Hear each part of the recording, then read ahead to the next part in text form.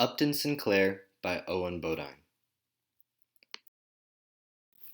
Upton Sinclair was a supporter of socialism, free speech, health, temperance, free speech, workers' rights, and many more until the day he died. He believed his socialist views stemmed from having poor parents and very wealthy grandparents. Later in his teens, Sinclair graduated from the College of the City of New York in 1897, and afterwards completed his graduate's work at Columbia University. Since Sinclair paid for tuition by writing dime novels and jokes for local newspapers and cartoonists under a pseudonym, Sinclair was later most popularly known for his novel, The Jungle. Sinclair was born September 20th, 1878 in Baltimore, Maryland.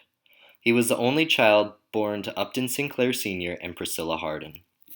Sinclair had to struggle against poverty and an alcoholic father during his childhood.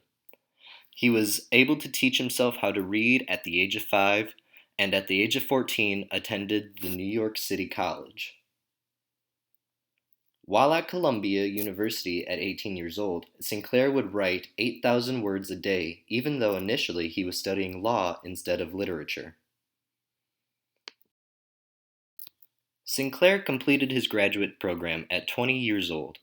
After completing university, Sinclair made the decision to become a serious novelist while working as a freelance journalist to make ends meet.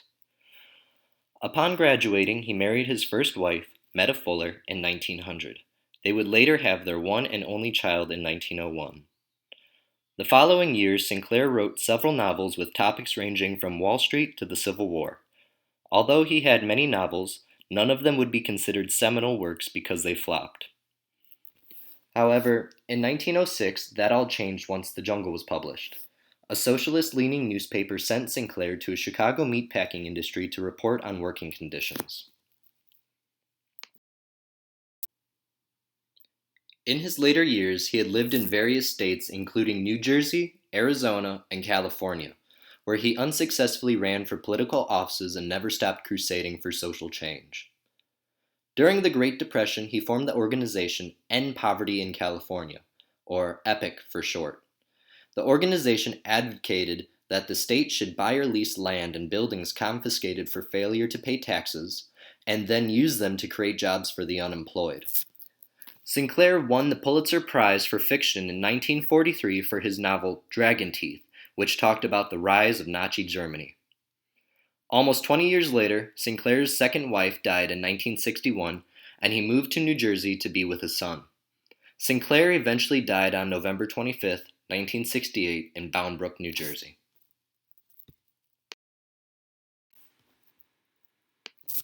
In 1905, The Jungle was first published and later turned into a novel in 1906, and was an international bestseller that was published in 17 different languages. The Jungle was a modernist novel aiming to reform worker safety and wanted to create a strong reaction for better health standards in major industries. Once released to the public, they were outraged by finding out about filthy and false labeled meat. Sinclair was aggravated by this because the primary objective for the book was to spotlight unsanitary conditions for immigrant workers.